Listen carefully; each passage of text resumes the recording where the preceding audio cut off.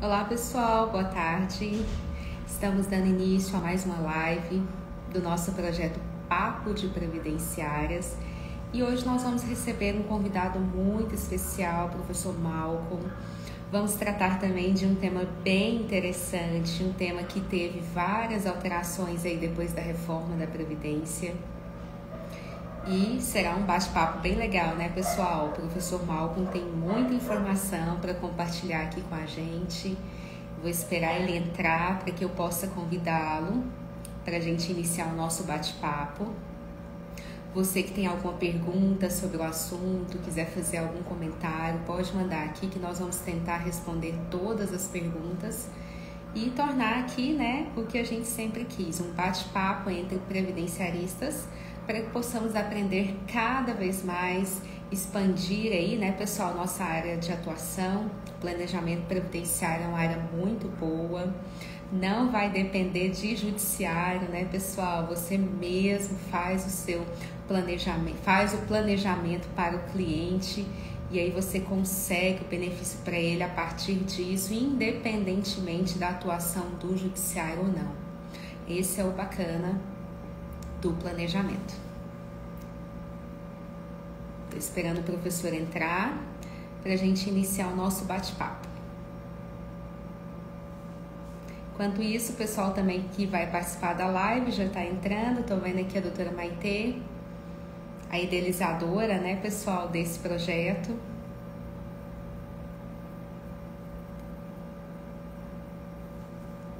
Só um minutinho, pessoal.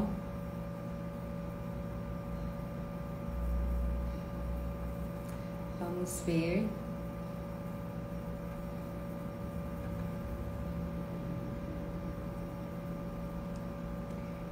Já enviei o convite para o professor.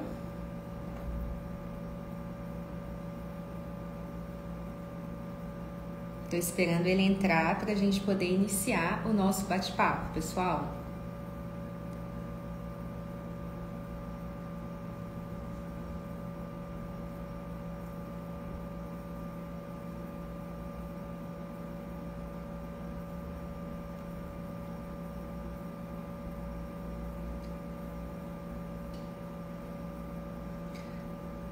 Eu ainda não vi o professor aqui, eu acho que ele ainda não entrou.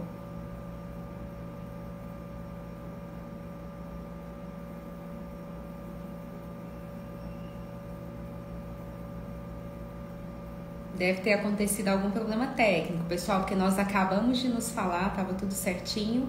Vamos aguardar mais um pouquinho, né?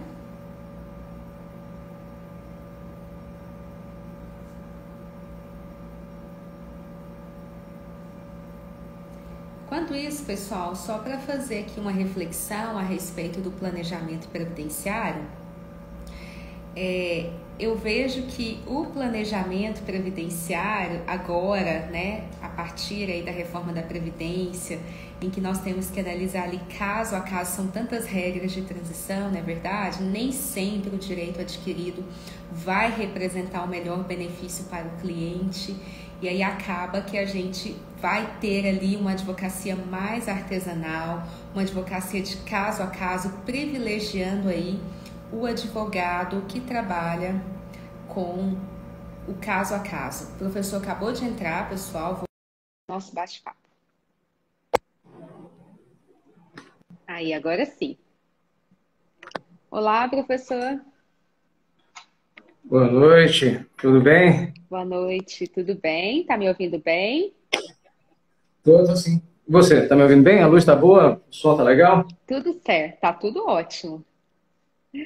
Coisa boa. Professor, eu estava aqui adiantando um pouquinho, né, falando com o pessoal a respeito do planejamento previdenciário, pós-reforma da Previdência, que acaba que vai privilegiar ali aquela advocacia mais artesanal, aquele advogado que trabalha no caso a caso. Temos aí tantas regras de transição, não é verdade? Nem sempre o direito adquirido representa ali o melhor direito para o nosso cliente. Então, acaba que na hora de se fazer um planejamento, nós temos que considerar aí todas essas possibilidades de regras de transição, fora outras situações, né, que acabam Perfeito. impactando aí na escolha de um melhor benefício. O que eu tenho visto, assim, pelo menos na minha vida prática, nos planejamentos que eu fiz agora após a reforma, é que nem sempre vale aquela máxima que a gente usava antes, né? O cliente não tinha o tempo mínimo, não tinha carência, às vezes uma aposentadoria por tempo de contribuição, e aí você fazia ali um cálculo do quanto ele tinha que contribuir até alcançar ali o valor de um benefício interessante para ele. E na minha experiência prática, eu estou tendo casos em que o cliente nem precisa mais contribuir, porque ele já vai ter a carência mínima, às vezes está bem próximo da idade, e paga uma contribuição só para manutenção da qualidade segurada. Então mudou bastante, né? Essa análise aí de planejamento previdenciário pós-reforma. Com certeza, com certeza. Inicialmente, agradecer a vocês pelo convite mais uma vez, tá, professora Simone? Obrigado. É um prazer estar aqui participando desse projeto, né, que já nasceu grande, já pude perceber, já acompanhei algumas vezes vocês aí. Parabéns a todos pela iniciativa. Mandar um abraço para o professor Denis Coutro, tá, que eu estou vendo que está nos acompanhando aqui mais uma vez. Tá?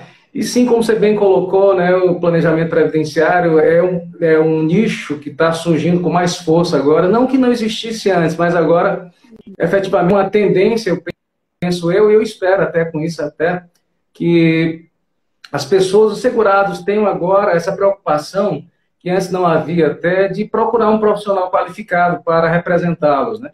Porque eu sempre tenho batido essa ideia, a gente tem que valorizar a advocacia previdenciária, a OAB tem que fazer uma campanha de valorização, porque mais do que nunca o direito previdenciário agora é fundamental, sempre foi do meu entender, mas agora, em tantas alterações, tantas modificações, então eu acho que está na hora de valorizar realmente aquelas pessoas que se dedicam, né, que se esforçam aí para oferecer o seu melhor, que é o caso dos advogados previdenciaristas.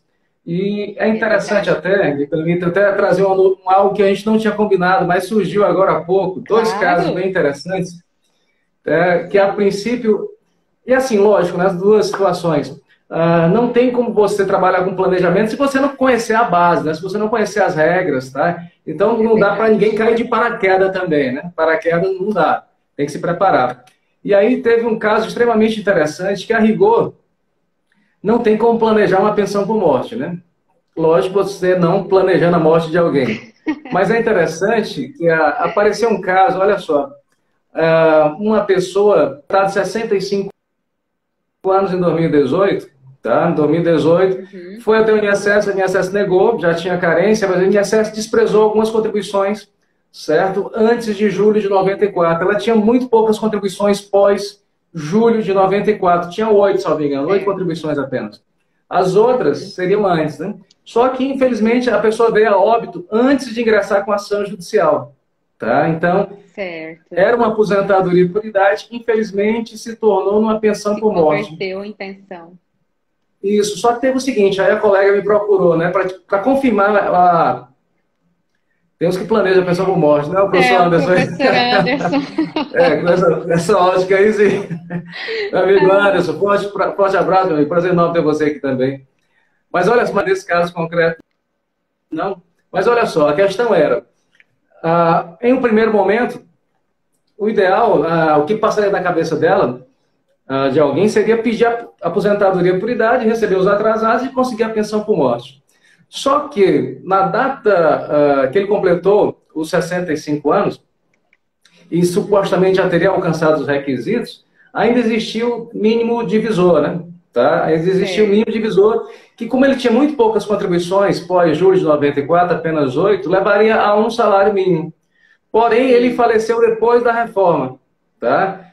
Ele faleceu depois da reforma, e de qualquer maneira, nós temos o seguinte... o que ela sugeriu e eu achei bastante interessante. Olha, eu não vou pedir aposentadoria por idade, tá? Não vou pedir aposentadoria... Foi antes da reforma, perdão. O óbito foi antes da reforma. Mas, de qualquer modo, a situação era, o que pedir? Aposentadoria por idade, receber os atrasados, ou pedir uma pensão por morte sem o direito à aposentadoria por idade? Afinal, ele estava na qualidade de segurado porque estava recebendo auxílio-acidente. Estava recebendo auxílio-acidente e morreu agora em 2019, então até 2020, como a gente sabe, né, foi mantida a qualidade de segurado para quem recebia auxílio até 2019, mas teve aquela portaria do INSS que estabeleceu até 17 de junho de 2020. E a questão era, ela fez um cálculo simples, mas eu achei muito perspicaz. Ela disse o seguinte, olha, como é que é feito o cálculo de uma pensão por morte para alguém que falece sem estar aposentado? Igual de uma aposentadoria por invalidez, ano passado, tá? E ainda aposentadoria por incapacidade permanente. E aí, nesse caso, tá? Como não existe o mínimo divisor na aposentadoria por incapacidade permanente, por invalidez, já que foi antes da reforma, a média, o benefício era calculado apenas com base nas 8 contribuições que ele tinha. E, coincidentemente, eram 8 contribuições sobre o teto. Então, olha só, se ela tivesse requerido a pensão por morte, aliás, a aposentadoria por idade lá atrás, com os retroativos, e gerando a pensão por morte, seria no valor de um salário. Se ela pedir agora, esquecendo lá atrás, como ele estava na qualidade segurada quando veio a óbito, o cálculo, agora que eu falo assim, antes da reforma, o cálculo é igual de uma aposentadoria por incapacidade permanente por invalidez naquela data. E aí conseguiria uma pensão no valor do teto. Então, o planejamento também não deixa de ser cabível na pensão. Como calcular? Você tem que estar muito atento para essas situações, né? Para essas particularidades aí. Eu achei bastante intrigante e pode acontecer, logicamente. Né? Acontece bastante. Inclusive, o professor Anderson está aqui, ele faz parte do G4, e o Márcio, ele sempre comenta isso. Porque dependendo do PBC que o cliente tem, e agora com essa regra de descarte, talvez se ele tem ali a carência antes de julho de 94, às vezes para pedir um benefício você pode verter uma única contribuição e fazer o descarte de todo o período, mantendo a carência e talvez alcançar um benefício com um valor bem maior. Então, são estratégias que devem ser pensadas pelo advogado, igual você falou, que a OAB faça mesmo essa campanha, né?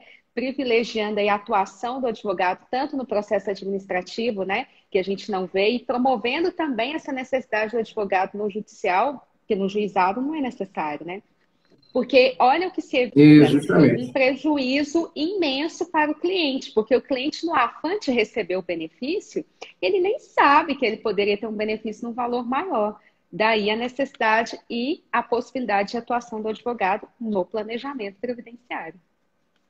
Perfeito. Como o professor Anderson está colocando aí, não pode ter pressa, na matemática que decide. É justamente isso, ele não tem a menor noção de direito previdenciário. As pessoas, a rigor, né, não sabem disso, então contam justamente com o auxílio valioso de um advogado, preferencialmente especialista em previdenciário, que estará atento a todas essas possibilidades. Tá? E essa questão do cliente... Oi, desculpa. Sim, pode falar. Não. Essa questão do cliente que você estava mencionando, né, essa ideia de que ele pode entrar sozinho, tá, é um risco muito grande, eu diria. Tá? E o segundo caso que eu queria tratar era justamente uma situação como essa, que hoje também, por coincidência, entrou em contato comigo uma advogada que estava com um caso em solicitar uma aposentadoria por tempo de contribuição, mas depois que o cliente viu o resultado, mas isso só foi depois da sentença, ele já queria desistir do processo. Ele não queria mais aquela aposentadoria. Só que depois da sentença é bem complicado. Como é que ele vai fazer agora? Aí que entra essa ideia do planejamento também desde o início, né? Eu acho que isso tem que ficar mais claro ainda. Essa questão, olha, o cálculo é esse, porque às vezes não se dá, digamos assim, ao trabalho de fazer o cálculo inicial, de apontar para o cliente, porque depois que o juiz decide, fica bem complicado, não tem, a não ser que você abrisse mão, renunciasse ao direito para no futuro se aposentar, não seria fácil. Tá? Eu acho que também não deixa de ser também uma espécie de planejamento. Você tem que planejar ação desde o início. O que você pode ganhar, o que é melhor, qual a melhor opção. Não dá para arriscar, né, no escuro. Tá? Isso eu tenho levantado até a necessidade também de sempre se fazer cálculo. Tá? É interessante fazer o cálculo desde o início para saber quanto a pessoa tem direito a receber, para saber a questão se renuncia ou não, com vistas até mesmo, tenho levantado muito isso também, quanto à questão do duplo grau de jurisdição. Porque quando você aponta o cálculo inicial, tá, e o processo demora 1, 2 meses, de repente 50 mil no início, tem mais 2 anos de diferença. Vamos imaginar que dobre para 100 mil reais, se você não está no Juizado Especial Federal. Então, esse planejamento inicial pode fazer com que você evite que o processo suba para o tribunal por conta do duplo grau necessário, se você demonstrar desde o início, tá, e somando simplesmente com o cálculo aritmético, que não teria como ultrapassar 1.000 salários mínimos a condenação, e aí você dispensaria o duplo grau necessário. Então, tudo isso aí passa, mais uma vez, pelo planejamento desde o início. Pelo planejamento, exatamente. Na verdade, igual o senhor falou, né, parece que está muito em voga essa questão de planejamento, mas isso sempre foi necessário, né? Isso faz parte da atuação do advogado na sua atuação para a concessão de benefícios. É necessário planejar. Ainda mais agora, né, professor? Com as Justamente. alterações trazidas aí pelo decreto 10.410 em relação às juntadas de documentos intempestivamente, que pode alterar a data do início do benefício, os efeitos financeiros, na verdade. Então, acaba que hoje aquele processo administrativo mal feito, que antes se dava entrada nele só para que cumprisse um protocolo, pode trazer prejuízo para o cliente, porque às vezes na via administrativa o processo é conduzido muito melhor do que no judiciário. E aí você junta um documento fora do prazo, você pode mudar a data do início do benefício, enfim, o advogado tem que estar bem atento. Com certeza, tá? Eu, particularmente, sou um entusiasta hoje do processo administrativo, que eu tenho visto até interessante também. Agora, semana passada, eu recebi algumas decisões da Junta de Recursos, tá? Minha amiga Patrícia Guerra, é prazer tê-la aqui. Então, olha só, da Junta de Recursos, em que se levantou uma questão que eu tenho levantado há algum tempo também. E não deixa de ser planejamento também. Até que ponto vale a pena você ir direto para a via judicial, saltando algumas hipóteses que, embora não necessárias, mas poderiam trazer uma grande vantagem, que é o seguinte: infelizmente, o que nós temos verificado, no meu entender? Nós temos verificado que o Poder Judiciário ele não tem se limitado, digamos assim, aos comandos da lei. O Poder Judiciário, especialmente nos juizados especiais federais, nós temos verificado, essa é a minha impressão, que muitos requisitos estão sendo criados pelo Poder Judiciário, o que o INSS não cabe fazer. E são situações, assim, do dia a dia. Essas decisões que eu peguei, por exemplo, era uma situação em que a esposa é um casal de lavradores, tá? Aliás, era um casal no qual o marido era agricultor e a esposa era professora, tá? E a professora ganhava seus 2.000 e poucos reais. Na via judicial, isso é quase impossível conseguir, tá? Por quê? Porque se criou um requisito totalmente ilegal, que é a ideia de que quando um dos cônjuges desenvolve atividade urbana, isso afetará a condição. A própria lei disciplina de forma muito clara que o exercício de atividade pode ser individual ou em regime de economia familiar. E foi com base nesse fundamento que a Junta de Recursos deu provimento ao recurso, dizendo: olha, não importa o que a esposa faz, a lei é bem clara ao dispor que a atividade rural pode ser individual. Então, uma questão básica, a lei não disse, não proibiu, pelo contrário, a lei trouxe. Infelizmente, seguir a lei nos juizados, em especial, não é algo tão simples como deveria. E eu tenho levantado em muitas hipóteses o seguinte, que é muito mais vantajoso, de repente, você recorrer para a via administrativa, embora não necessário para ingressar na justiça, por um simples, entre aspas, motivo. A lei, digamos, delimita o campo de atuação do INSS e da Junta de Recursos, de certa maneira, o que nós não vemos no Poder Judiciário. O Poder Judiciário, de algum tempo para cá, tem se arvorado no direito de criar restrições que não estão na lei. E aí se sedimenta, se arraiga ali de uma maneira que a gente não consegue afastar, pelo menos não com muita facilidade. Na via administrativa, não, como você bem colocou, o campo de atuação talvez eventualmente seja mais limitado, mas aí, mais uma vez, voltando àquela ideia do planejamento. Planejamento também conta, na minha leitura, com o conhecimento das posições administrativa e judicial. Você tem que planejar onde você vai tramitar. Exatamente. Eu tenho dito até que o advogado previdenciarista, ele tem que ser hoje um estrategista. Ele tem que traçar os caminhos ali, onde ele vai, onde é melhor, de repente se valer da competência delegada, de repente prorrogar o processo para aumentar o valor da causa, até mesmo, por que não, mandar de segurança, fugir dos juizados. Tudo isso aí está sendo exigido hoje do advogado previdenciarista, porque são muitas orientações diversas, né? A gente não tem uma posição uniforme que se possa saber definir, não, eu vou entrar aqui na Justiça Federal Comum, se entrar no JEF, daria na mesma. Não, não funciona assim. Não. Infelizmente, não. Dependendo da causa, por exemplo, a aposentadoria especial aqui em Goiás, se você entrar no juizado, você tem chances de perder a ação, porque não se faz perícia, não tem dilação probatória nenhuma dentro do juizado. Então, acaba que a gente tem que fazer o pedido administrativo, às vezes, fazer um recurso administrativo para aumentar o valor da causa e ir para a vara federal. Inclusive, a propósito, estamos na primeira região, eu e você, eu aqui no Piauí, você em Goiás, o TRF1 entende que nas aposentadorias especiais em que se demande perícia, tá? O TRF1 entende que não é competente o JEF. Que quando houver um pedido de prova pericial em aposentadoria especial, não compete ao JEF. Tá? O nosso TRF tem essa posição aí bastante vantajosa, que é uma alternativa. Porque é interessante, até como sempre levanta o professor Diego Schuster. Ele diz o seguinte: no juizado não se permite que você produza provas, mas depois nega porque você não provou o que você disse. Ou seja, ele lhe bota, ele lhe ceifa o direito de provar e nega porque você não provou. O que é um absurdo, é um total contrassenso. E ainda faz coisa julgada, né? Porque aí depois você ainda pode ingressar com a nova ação. Perfeito, ainda tem mais isso. Tá? Ainda tem mais essa. Mas vamos voltar ao ponto, professor, né? Que você começou cogitando até. Isso. Vamos falar um pouquinho de planejamento, assim, por quê?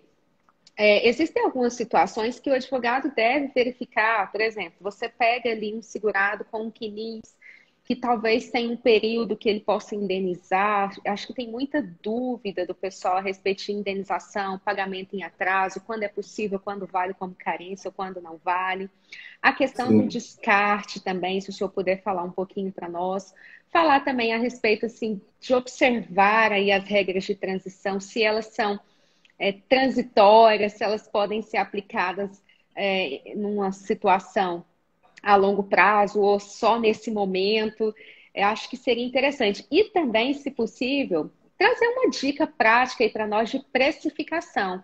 Porque, às vezes, a grande dificuldade da advocacia é cobrar pelo planejamento. Porque, como o cliente, às vezes, não vai ter o benefício concedido naquele momento, ele acha que aquele produto, que aquele planejamento não é necessário, ou então, se ele é necessário, ele quer pagar bem baratinho, porque, em tese, ele acha que não vai ter nenhuma vantagem.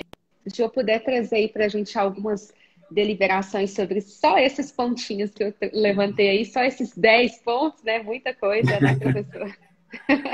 Não, mas olha só, primeiramente eu acho o seguinte, tá? É interessante, né? Porque às vezes tá tendo uma confusão, até com essa nomenclatura. Nossa amiga Marli Massal aí de Goiânia. Beijo, minha amiga querida. Então, olha só. Primeiramente, né, nós temos as regras de transição e temos as regras transitórias. Né? As regras transitórias são aquelas que alguns estão chamando de permanente, que na verdade não é permanente. Sim. Porque a própria emenda coloca, até que venha uma lei disciplinar, funcionará dessa maneira. Então, a regra transitória é para quem começou a pagar a rigor, né? Para quem começou a pagar depois da reforma da Previdência Social. E a regra de transição é para quem já estava inserido antes da reforma. Tá? Então, existem as regras transitórias e as regras de transição, mas elas não se excluem. Tá? Por exemplo, vou dar uma situação aqui que, inclusive, também serve de planejamento para o professor. Até a reforma, professor do ensino médio, infantil e fundamental se aposentava com 30 anos. Tá? Com 30 anos de contribuição, 25 mulheres. Agora, pós-reforma, são 25 anos para ambos os sexos, embora tenha uma certa determinada idade. Então, pode ser que seja interessante, ao invés de pegar uma regra de transição, pegar uma regra permanente. Vamos imaginar que ele já tivesse 60 anos, por exemplo, e apenas 25 de contribuição. Então, lógico, aí tem que ver a questão do valor, mas ele já poderia se aposentar. Tá? Então, o fato de, a rigor, as regras transitórias se aplicarem a quem começou a pagar depois, não quer dizer que quem já estava pagando não possa eventualmente se beneficiar também, se mais vantajoso. Certo? E aí a regra de transição, o professor Leandro aqui, como sempre, muito gaiato. O negócio está animado aqui na nossa live, viu? Tá, muitas pessoas assistindo aí. Então, olha só, as regras de transição, como você colocou também, são 4 regras que a gente tem na aposentadoria por tempo de contribuição, né?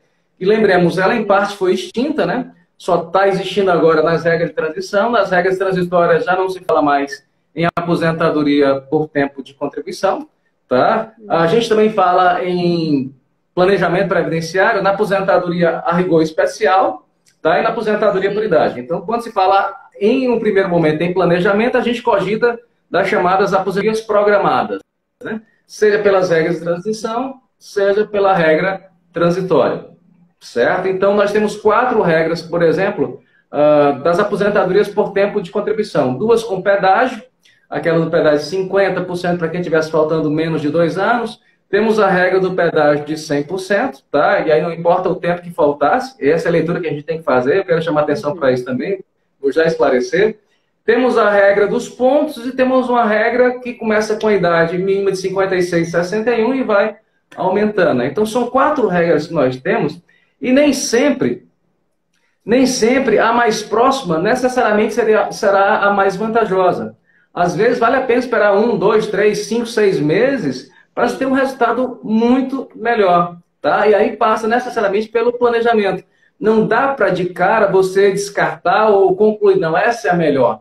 Tem que fazer os 4 cálculos, lógico, dentro do possível, mas uma coisa é certa, tá? Por exemplo, a regra do pedágio de 100%, ela vale inclusive para quem tinha faltando menos de 2 anos, que a rigor, a regra por cento, se aplica a quem faltasse menos de 2 anos. Mas essa regra também, tá? Quem tem menos de 2 anos também pode se valer da regra do pedágio de 100%, que tem outra vantagem. A regra do pedágio de 100% conduz a um coeficiente de 100%, tá? Um coeficiente de 100%, inclusive com um tempo menor do que 40 ou 35 anos. Então, a regra do pedágio de 100%, ela tem as suas vantagens, certo? Então, quem faltava menos de 2 anos, por exemplo, não quer dizer que só possa aplicar a do pedágio de 50%. 50%. Não. Tá? Pode aplicar de 100 também. Pessoas que já tinham os 35 ou 30 anos, ou seja, não faltava nada de pedágio, também pode se valer dessa regra, contanto que observe a idade. Tá? Então, a gente tem que ter uma mente mais aberta para não perdermos oportunidades. Porque nós não podemos excluir, e o decreto 10.410, inclusive, deixa isso bem claro. Ele coloca lá que haverá situações em que você vai poder utilizar as 4 regras e ver qual é a mais vantajosa. Em um primeiro momento, isso é obrigação do INSS. Porém, de orientar antes de se pedir, aí entraria o advogado previdenciarista. Olha, não entre agora. Ou mesmo até, a gente sabe que tem milhões ainda. A gente sempre sabe que tem milhões de benefícios esperando o julgamento do INSS, inclusive pessoas que entraram antes. Tá?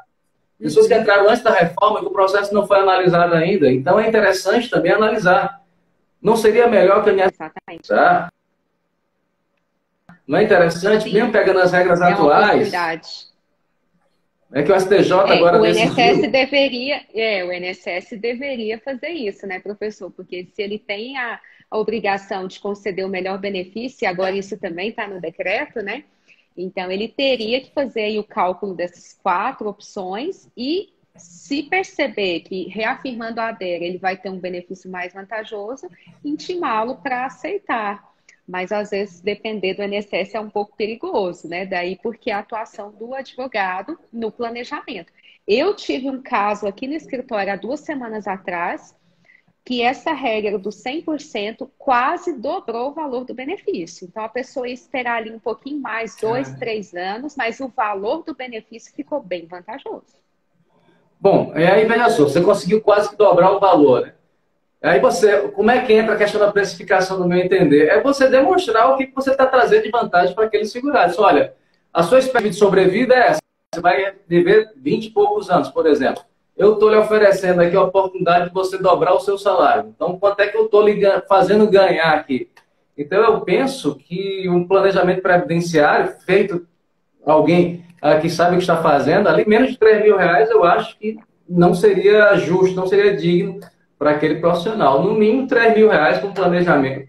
Tá? Você vai fazer todo um relatório, vai ter cálculo, vai ter tudo aquilo. Sim. Então, eu penso que esse seria o valor para começar o trabalho aí. Tá? E aí que entra aquela ideia que eu lhe falei até, da valorização da advocacia. Não dá para ficar pechinchando, tá? Eu acho que aí entra essa ideia de se valorizar efetivamente os especialistas em direito previdenciário. Porque certamente vai se encontrar pessoas que farão por R$500, sem dúvida, tá? Mas a questão é mostrar a diferença, tá? Que há entre um trabalho e outro, tá? A questão da segurança, né? De como se portar, como se comportar. Eu acho que isso tudo faz diferença no sentido de, efetivamente, os clientes pagar e achar que ainda foi pouco que ele teria pagado pelo que ele economizou, né? Então, acho que tudo passa digamos, pelo produto apresentado, né? Desde a capa, desde um trabalho bem bacana, sem dúvida, tá? E é muito difícil, professor, você pegar um cliente que está com tudo ok, que inicia tudo certinho, que sabe analisar ali todas as regras. Então, há um leque muito grande de atuação da advocacia nesse planejamento. Sem dúvida, né? E eu acho, assim, que tem que ser também valorizado, como já coloquei, até essa ideia da responsabilidade também do advogado, né? Digamos assim, de ele demonstrar segurança, como eu coloquei até no que ele está colocando, porque a gente pode ter algum prejuízo, como você bem colocou mais cedo, algum processo que deu errado, deu entrada de forma errada, trânsito em julgado, aí o prejuízo é gigantesco, né, para aquele segurado. Exatamente. Então, falando em planejamento previdenciário, tem também, professor, aquela situação que do cálculo, né? Eu queria que o senhor comentasse um pouquinho, porque não tem como fazer o planejamento sem cálculo. Eu uso um programa específico. O senhor tem algum para indicar que seja gratuito ou algum que o senhor usa? Eu uso o Prévios. O Prévios é bem conhecido, né? Com certeza é uma excelente proposta. Tem do IEPREV também, que eu conheço particularmente. Que eu também tenho ele. Tá? Que tem aquelas vantagens de puxar diretamente do CNIS também, então já facilita, né? Tá? Tem o cálculo jurídico também, que é bem interessante. Eu me lembro sempre dos três, tá? Do IEPREV, que eu conheço o trabalho, sou professor de lá também há algum tempo, tá? Então, sem sombra de dúvidas. Mas, assim, gratuito eu não conheço, tá? Gratuito eu não que faça planejamento, não. Você vai encontrar algum cálculo fácil, né? Lá na Justiça Federal do Rio Grande do Sul, por exemplo, lá eles fazem, né? Lá tem de graça. No TRE. Tá? Mas são cálculos mais simples. E, de qualquer maneira, qualquer cálculo que seja, precisa que alguém alimente. Então, essa pessoa que vai alimentar tem que saber o que está colocando ali, né? Exatamente, porque não é só jogar informação, né? Com certeza, tá? E aí entra até aquela questão do descarte, você bem colocou, né? A Marli também está provando aqui do IEPREV. Inclusive, olha só, a Marli está trazendo um caso aqui, Simone, de uma cliente que mandou para ela que fez um planejamento mais barato, pegou um prejuízo de R$ 500 por mês. Aí que sempre vai encontrar alguém que faça mais barato. A questão são as consequências, né? Tem uma frase que eu gosto muito de falar, que as escolhas são livres, as consequências não, tá? E aí a gente volta àquela ideia da valorização da advocacia, tá? É verdade. Mas, desculpa, eu estava falando... Deixa eu só voltar aqui. Então, essa questão do descarte, sim, que a gente estava falando, né? O descarte também é fundamental saber quais contribuições excluir. E, primeiramente, só lembrar, né, que uma colega também me perguntou semana passada quanto poderia ser descartado. Como você bem já colocou, você só pode descartar o que for excedente ao mínimo, né? Você não vai descartar tudo. Sim. Ou ficar só com uma contribuição, tá? A ideia é descartar o excedente ao mínimo que você precisa. Por hora, por exemplo, a aposentadoria por idade são 180 contribuições mensais. Então, o que você pode contribuir é o que ultrapassar disso, tá? Ultrapassou de 180, você pode eventualmente descartar, mas você tem que saber o que descartar.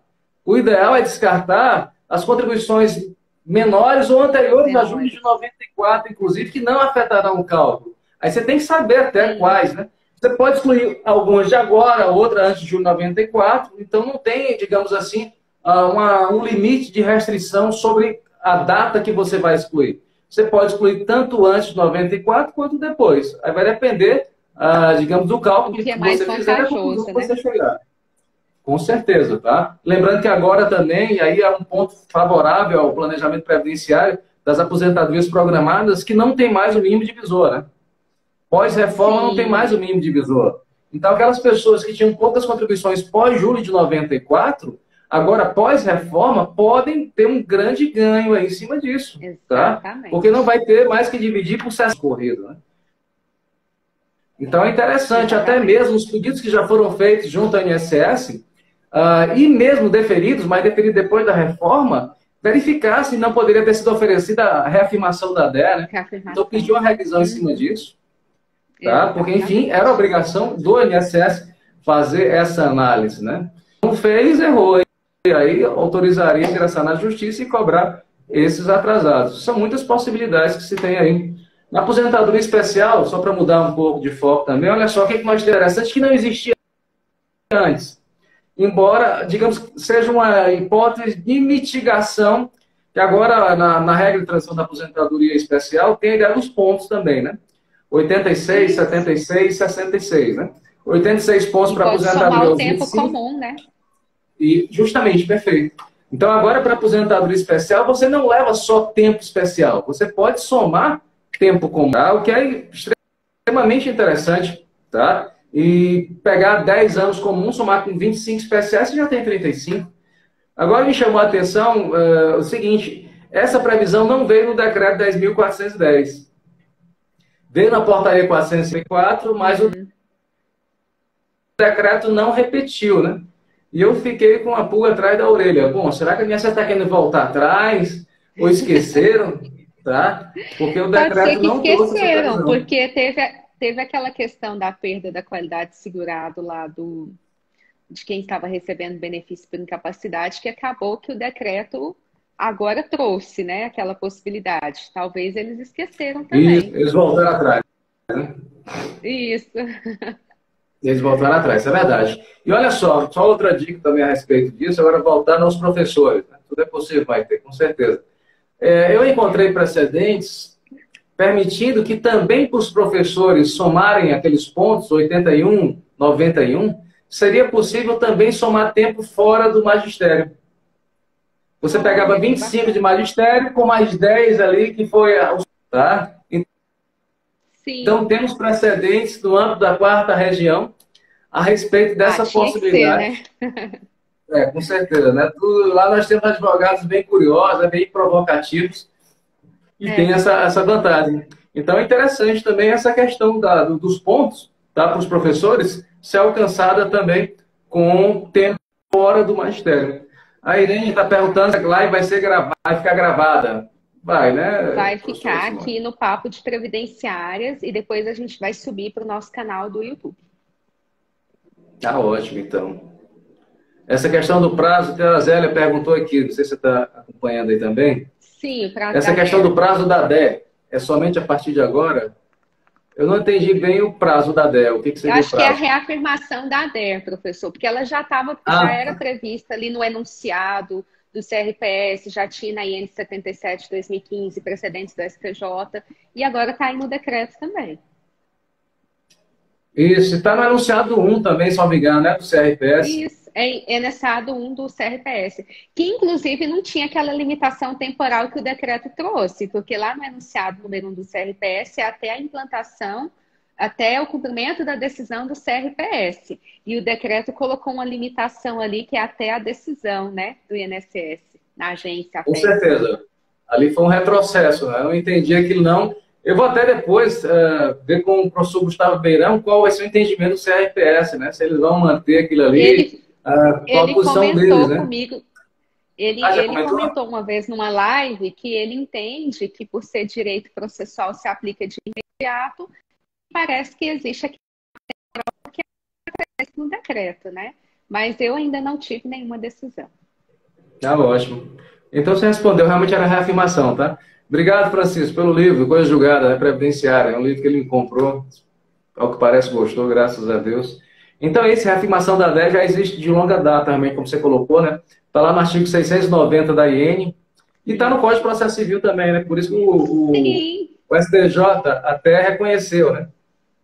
Ele está previsto no 473, se eu não me engano, e também nas instâncias dos tribunais, né? Que o julgador deve levar em consideração qualquer matéria que possa influenciar ali, a posteriori, né? Qualquer matéria que possa influenciar no julgamento da causa. Então, já é matéria processual e agora é prevista também no decreto. Justamente, está no 493 do CPC. 493, eu falei 473, exatamente. Isso, era o antigo 462 e agora é o 493. Boa noite, minha amiga peruana. Tá? Então, o 493, a afirmação da DE, é uma grande vitória, eu diria, né? Reconhecida até a segunda instância. E agora, recentemente, teve a decisão do STJ, até em que, depois do repetitivo, teve uma bem interessante, até que o professor Frederico Amado pontuou lá também, que era uma situação... De declaração, né? Não foi... Já foi depois dessa. Toda hora surge uma coisa nova, é impressionante, a gente acompanhar é difícil. Né? A questão é o seguinte, olha, é que, ao que parece, né, eu até vou também ler depois, o atendimento aos requisitos ocorreu entre a DE e o ajuizamento da ação.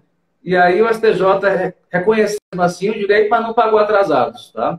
Disse a partir da citação, tá? Então, temos essa pré-afirmação da DE que é extremamente vantajosa e, como você bem colocou, é uma matéria que pode ser levantada até os tribunais, que é uma matéria que pode ser conhecida de ofício, né? Até o Tribunal de Justiça, se for na Justiça Estadual, até o TRF, até a turma recursal, né? Inclusive, conforme decidiu o STJ, em embargo de declaração. Então, mesmo que você não tenha levantado nada no início, você pode, depois do julgamento da turma recursal, opor embargo de declaração para provocar a respeito disso. Porque se trata, também já citado, do artigo 493 do CPC, de uma matéria que pode ser conhecida de ofício sem ser provocado, sem precisar ser provocado o magistrado, né? Sim, exatamente. Professor, falando mais um pouquinho aqui a respeito do planejamento previdenciário, a gente já tocou em alguns pontos aí a respeito de descarte, das regras transitórias. Se o senhor puder falar um pouquinho para nós a respeito da indenização de períodos, da possibilidade de pagamento em atraso, como que funciona, se vale como carência ou não, o que precisa para poder se fazer essa indenização. Tá ótimo. Então, olha só mandar um abraço aqui para o meu colega aluno lá da Aldemar, da R7 Picos.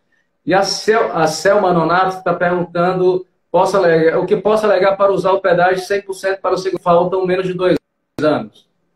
Eu vou dar uma resposta bem simples, tá? Mas não é diminuindo, é porque é algo realmente que... A resposta é tão simples que às vezes a gente fica pensando, pô, só isso? Mas vou dizer o seguinte, por que eu posso alegar o pedágio 100% para quem falta menos de 2 anos? Porque não se proibiu. Não foi, tá? Não tem dizendo só pode usar a regra do pedágio de 50% aquele que faltar menos de 2 anos. É vedado aplicar a regra do pedágio de 100. Não tem isso, tá? Não tem dizendo nada a respeito disso. Além do que, tá? Eu já dizia a instância do decreto. Só que o decreto 10.410, se você pegar lá no artigo 188, aí tem um A, B, C, D, F, G, H, vai quase o alfabeto todo lá. Você vai verificar que ele sempre coloca as 4 regras como sendo passíveis de ser utilizada em qualquer uma das regras de transição. Tá? Então, não existe vedação, Selma. E, ademais, o artigo 188 do decreto permite esse uso, digamos, em comum, de forma concorrente, das regras de transição. Certo? Quanto à indenização, aproveitando também o decreto 10.410, ele trouxe uma grande vantagem, eu diria, que foi o reconhecimento do STJ quanto à dispensa de pagar multa e juros antes de outubro de 96, né? Então, qualquer pagamento anterior a outubro de 96, só me engano, o mês é esse, outubro, não precisa, o INSS não vai mais cobrar multa nem juros, o que só se conseguia na via judicial. Na via judicial era tranquilo, tá? Tranquilo. Agora, o INSS já está admitindo, tá? Então, quando você indeniza algum período, indeniza quando está caduco, né? Tem mais de 5 anos, então você tem a possibilidade de indenizar esse intervalo para aproveitar para alguma aposentadoria. A rigor, tá, vai contar como carência ou não? Pô, esse aí é um dos grandes dilemas que nós temos no direito previdenciário há quase 30 anos. Vai fazer 30 anos. Qual seja a leitura do artigo 27, inciso 2º da 8.213? O artigo 27, inciso 2º, traz a ideia de quando começa a contar a carência para o contribuinte individual. Tá? A grande discussão é o contribuinte individual. Porque o empregado doméstico avulso, eles não têm responsabilidade quanto às suas contribuições. Né? O segurado especial a rigor não contribui e o facultativo não tem como pagar antes de estar inscrito. Então, a grande discussão sobre esses pagamentos em atraso servirem como carência diz respeito ao contribuinte individual que trabalha por conta própria. Né? E ainda temos que identificar que existe uma subdivisão... Perfeito. Se ele prestar serviço para uma empresa, aí a obrigação também já não seria dele, né? De recolher essa... Justamente. Perfeito. Nos termos do artigo 4º, né, da Lei 10.666, tá? Artigo 4º da Lei 10.666 traz essa previsão que agora você bem coloca. Tá? E a ideia é o seguinte, Tudo que você pagar retroativamente, tudo que você pagar, no mínimo, servirá como tempo de contribuição. No mínimo. Sim. Eu sei o seguinte, tudo que você paga serve como tempo de contribuição, pode não servir como carência. Tá? Agora, de outra banda, tudo que servir como carência também é tempo de contribuição. Isso porque a carência, ela tem mais exigências, não basta apenas pagar. Tá? Não basta apenas pagar. De acordo com o artigo 27, inciso 2º da 8.213, que traz essa discussão, lá de acordo com a lei, diz o seguinte, quando é que começa a contar a carência do contribuinte individual? A partir da primeira contribuição paga sem atraso, vírgula, não contando para fim pagamentos em data anterior. Tá? Em data anterior. A discussão está aí. O que é data anterior? Tá? O que é data anterior? Na minha leitura é o seguinte, olha, o marco referencial deve ser a primeira contribuição em dia. O que você pagar daí por diante, na minha leitura, vai servir como carência com uma condição, e essa condição é que tem sido mal interpretada, no mínimo desde 2006, começando pelo STJ. E eu diria o seguinte, por que tem a ver com qualidade segurada? Porque, olha só, como é que o contribuinte individual se torna segurado da Previdência Social? O que o torna segurado da Previdência? Exercer atividade remunerada. Então, se é uma pessoa física que exerce atividade remunerada por conta própria, ele é um contribuinte individual. Então, no meu entender, tá, na minha leitura, a qualidade segurada do contribuinte individual advém especialmente, principalmente, do exercício de atividade remunerada. A questão do período de graça é acessória. Então, na minha compreensão, uma vez o contribuinte individual tendo pagado a primeira em dia, mesmo que ele fique em débito em algum determinado momento, porém, provando que ele estava trabalhando, que ele era segurado, ele tem direito de pagar aquelas contribuições, computando como carência se elas disserem respeito a um período posterior à primeira paga sem atraso. Contribuições anteriores aí não tem como servir como carência. Tá? A discussão toda que nós temos hoje é depois da primeira em dia. Existe um entendimento equivocado, data máxima venha, que começou no STJ, mas o STJ foi induzido a erro, eu diria, tá? Porque o precedente que se baseou a TNU para chegar a essa conclusão de que pagamentos em atraso só contariam depois da primeira em dia, e desde que no período de graça, foi de uma decisão do STJ, só que, e aqui fica uma dica para todo mundo que eu sempre aproveito para lembrar, não digam que entenderam a decisão lendo apenas a ementa. Não façam isso. Leiam inteiro o teor. Todo advogado previdencialista tem que ser curioso, tá? É um requisito para o previdencialista. Seja curioso, seja audacioso. E leiam o inteiro o teor. Foi o que eu fiz.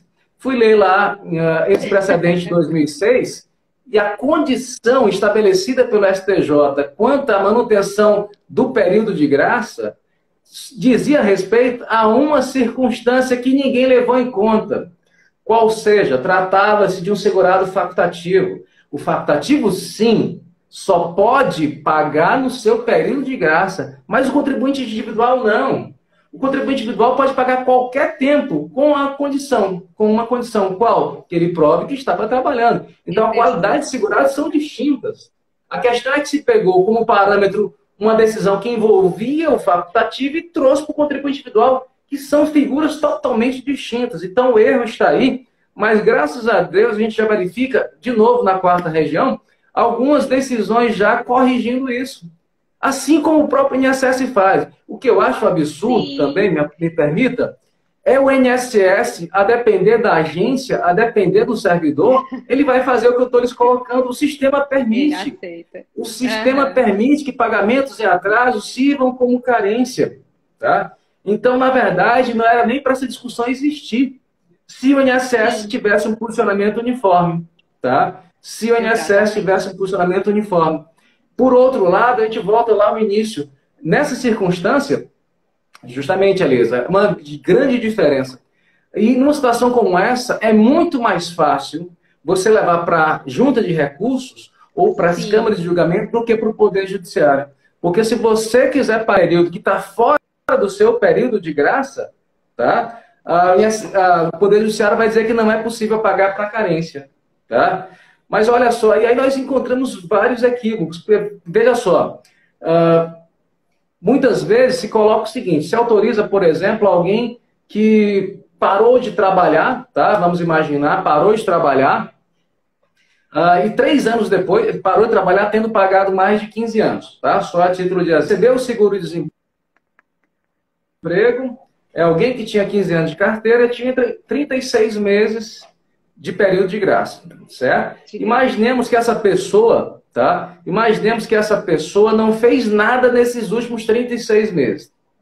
Aí chega lá e quer pagar esses últimos 36. A lei permitiria que ele que ficou parado 3 anos em casa pudesse pagar esses 3 anos retroativamente?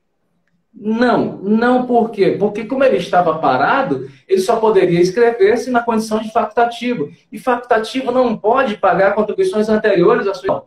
Porém, o Poder Judiciário tem entendido que sim.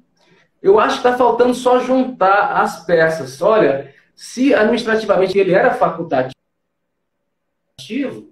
como a justiça então vai admitir que ele pague esses últimos 3 anos na condição de contribuinte individual, por exemplo, ou seja lá qual for a categoria?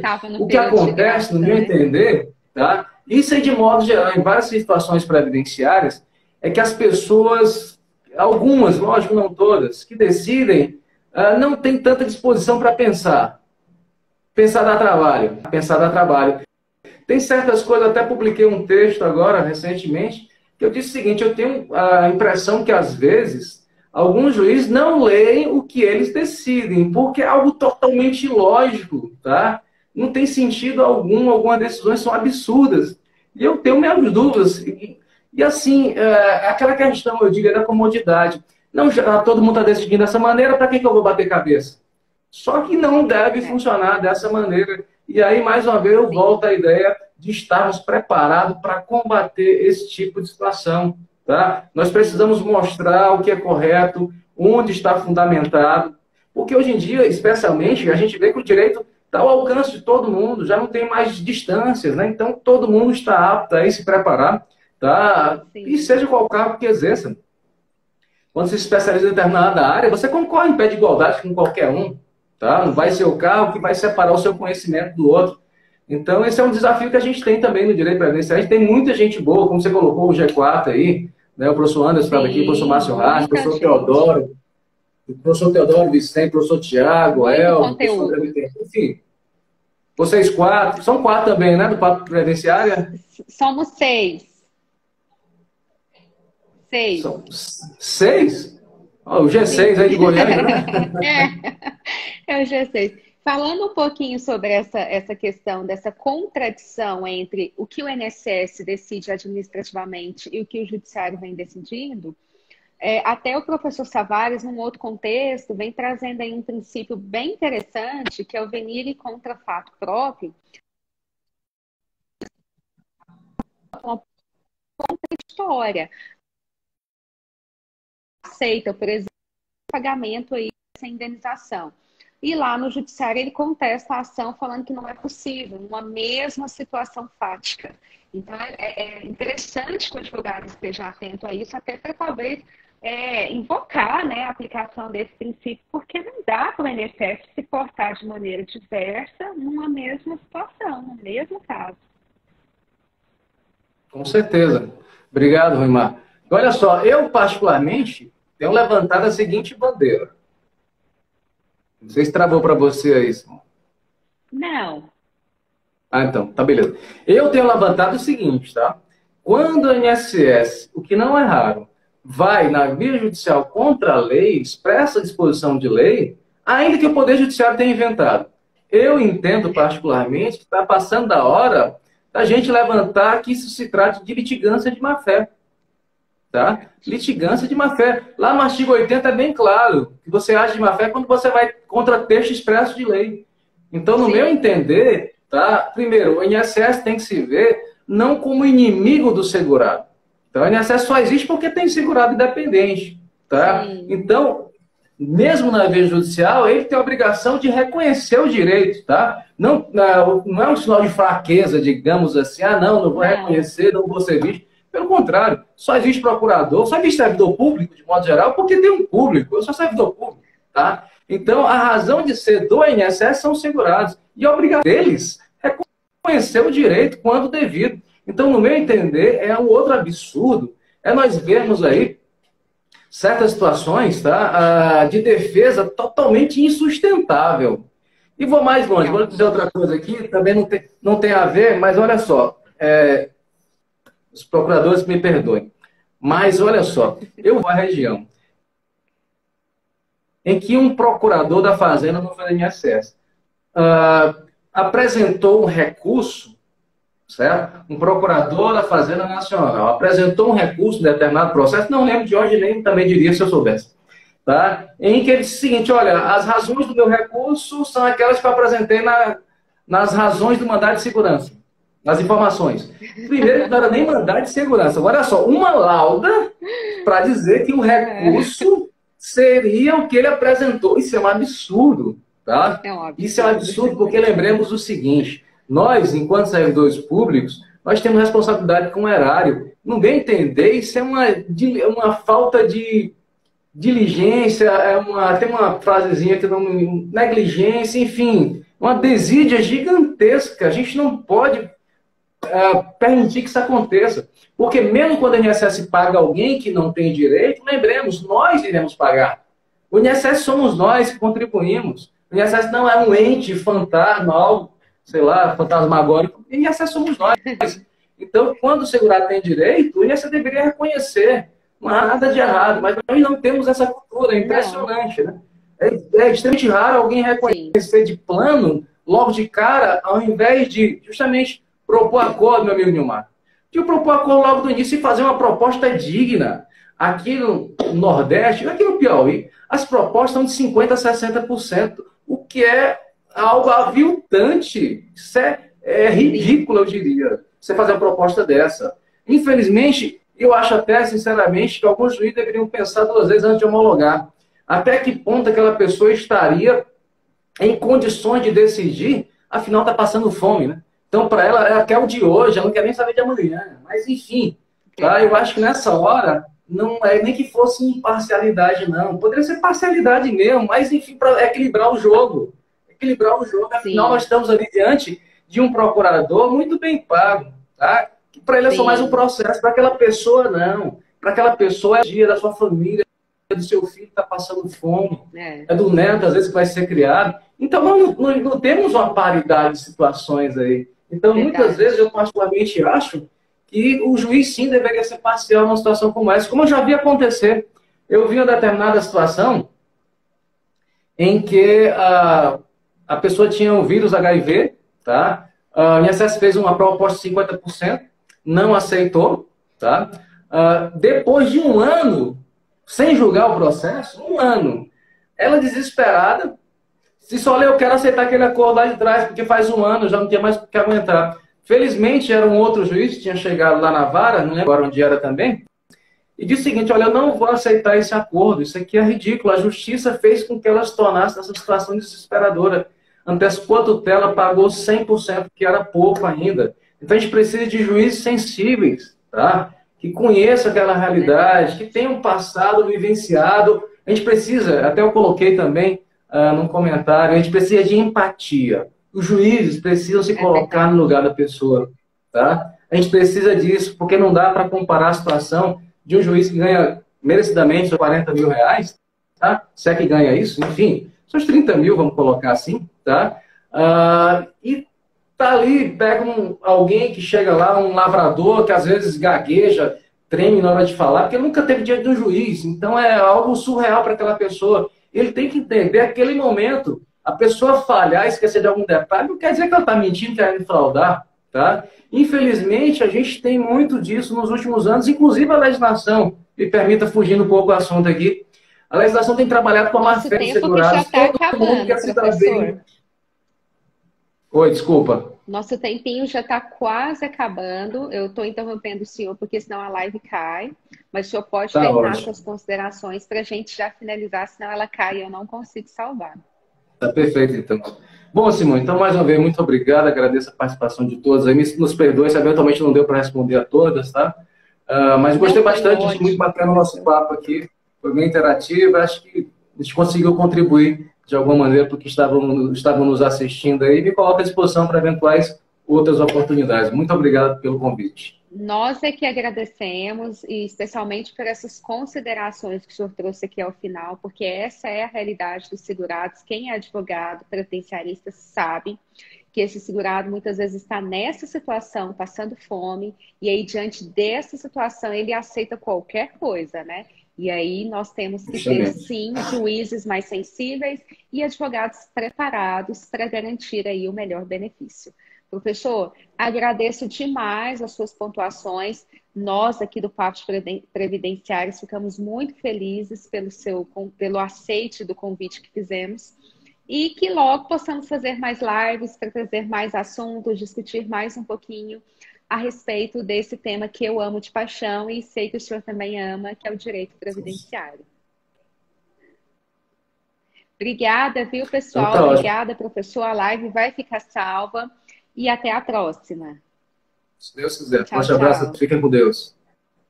Tchau.